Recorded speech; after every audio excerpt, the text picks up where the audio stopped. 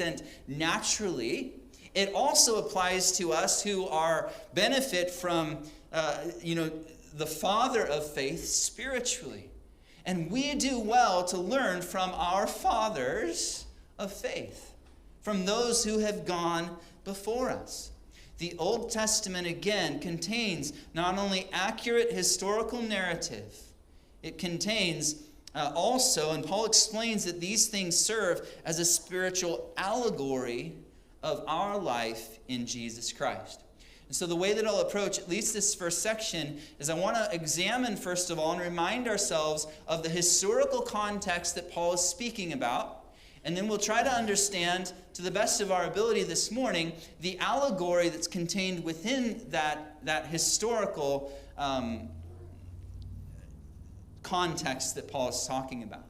And so what Paul talks about here is he talks about those who passed under the cloud and through the sea. All of them, he says, they all equally were under the cloud and they passed through the sea. And then he says they were baptized into Moses. The story comes from the Exodus, and the chapter that you can read is Exodus chapter 13.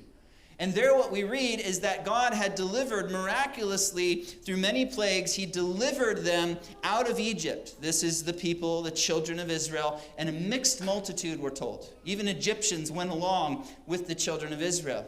And he delivered them, if you'll recall, by the blood of a lamb.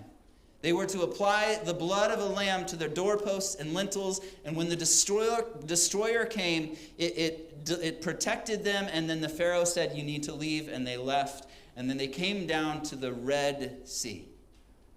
And there at the Red Sea, they were essentially trapped on all sides. They had the sea in front of them. They had the armies of the Pharaoh behind them, and they began to fear for their lives. God has delivered us to this point, and now what is he going to do? What we see the Lord do is he comes and he hedges them in from behind. He protects them from Egypt. Let me read to you Exodus chapter 13, verse 21. And it says, the Lord went before them by day to lead the way, and by night in a pillar of fire to give them light, so as to go by day and night. He did not take away the pillar of cloud by day or the pillar of fire by night from before the people. Just trying to imagine what God did for them.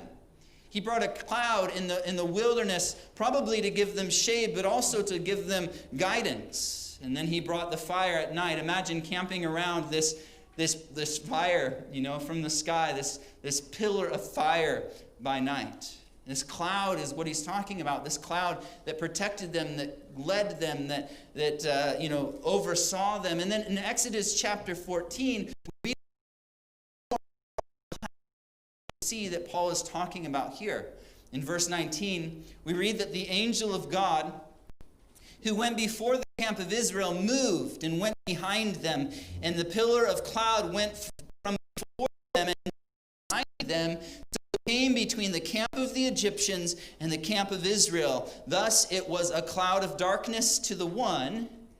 It blinded the Egyptians, but it gave light by night to the other. One did not come near to the other all that night. God protecting his people. Miraculous things, miraculous privilege to witness such things. Verse 21 says, then Moses stretched out his hand over the sea, and the Lord caused the sea to go back by a strong wind all that night, and made the sea into dry land, and the waters were divided.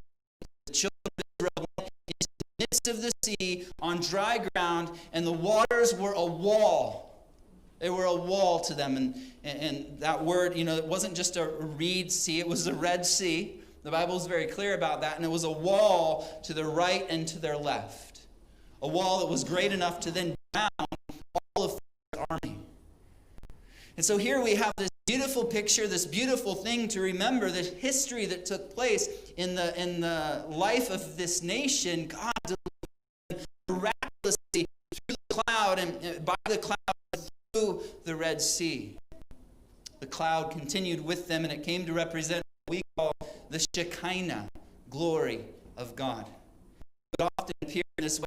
cloud of glory resting upon a place or a person, this cloud resting, this Shekinah glory of God, which speaks of his continual presence, protection, and provision, specifically in this case for Israel. And connected to this cloud was the sea, which revealed God's miraculous deliverance from bondage into potentially what God had for them.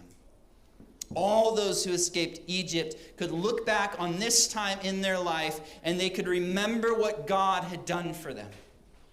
This point in time, remember when God brought us through the waters, delivered us from Pharaoh. They could look back on this time and remember what God had done for them. You know, as they doubted Moses and feared for their lives, that's really what they end up doing. And eventually, and that's what they did here. But such an experience might have served as a faith-building exercise. How many of you, if God did that today, you think it would build your faith? It'd be pretty amazing, right? I mean, we watch the movies and it tends to build our faith, maybe. I don't know, when you see Charlton